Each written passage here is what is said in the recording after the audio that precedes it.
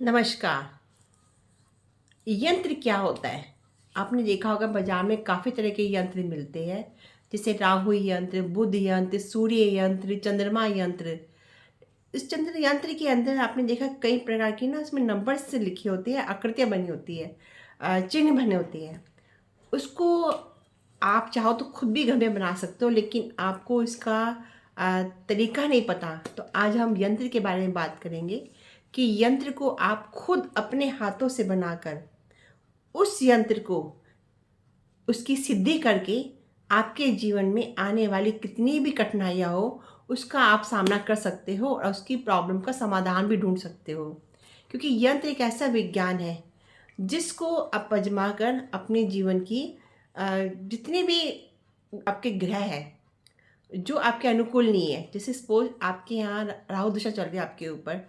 किसी ने कहा कि आपके ऊपर राहु दशा है। राहु दशा का मतलब क्या होता है कि आपके जीवन में अचानक ही बीमारी शुरू हो गई और जिसका कोई सॉल्यूशन नहीं मिल रहा, डॉक्टर्स को भी पता नहीं चल रहा कि बीमारी है क्या, और अचानक आपके जीवन में फाइनेंशियल लॉसेस शुरू हो गई। क्योंकि राहु हमेशा कोई भी चीज़ करता है हमेशा अचानक, सडनली, जिसका आपको आभास तक नहीं होता।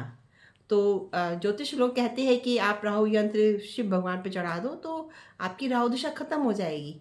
लेकिन यंत्र बन खुद अगर आप बनाते हो या यंत्र के द्वारा आप अपनी ग्रहों को अपने अनुकूल बना सकते हो, क्योंकि यंत्र एक ऐसी सिद्धि है जिसको आपने आपने पा लिया तो आपकी समस्या तो आधी खत्म हो जाती है।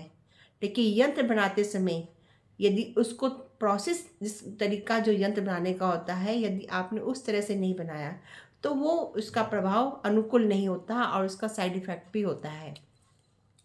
कभी भी यंत्र बनाते समय आपको भोजपत्र पर अनार की कलम से अष्टगंध से लिखना होता है।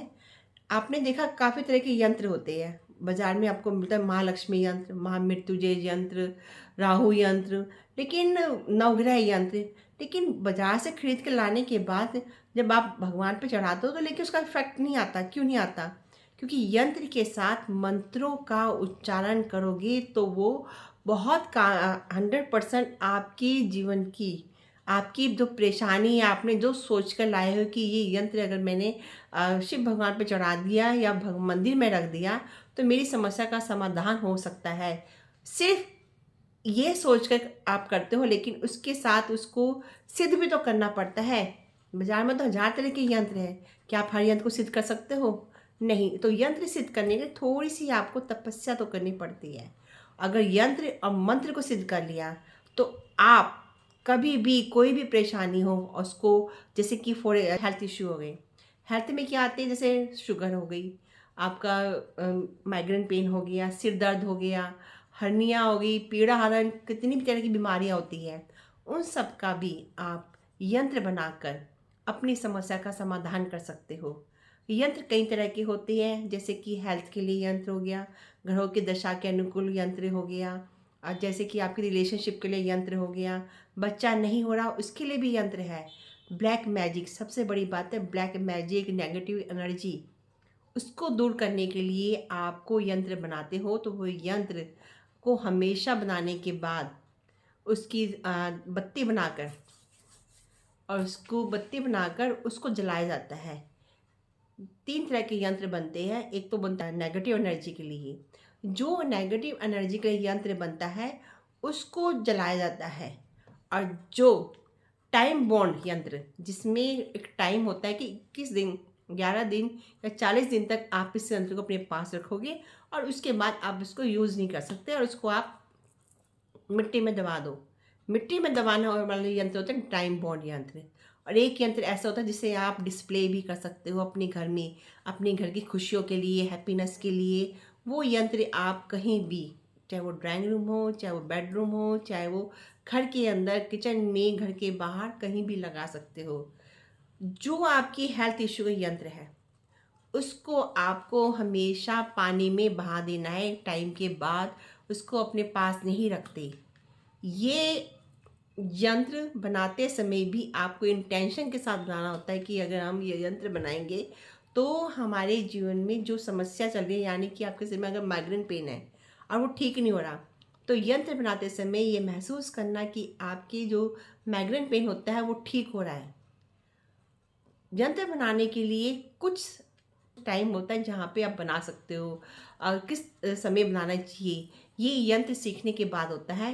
लेकिन अगर आपके को नहीं पता तो होली दीपावली के टाइम भी यंत्र को बना सकते हो।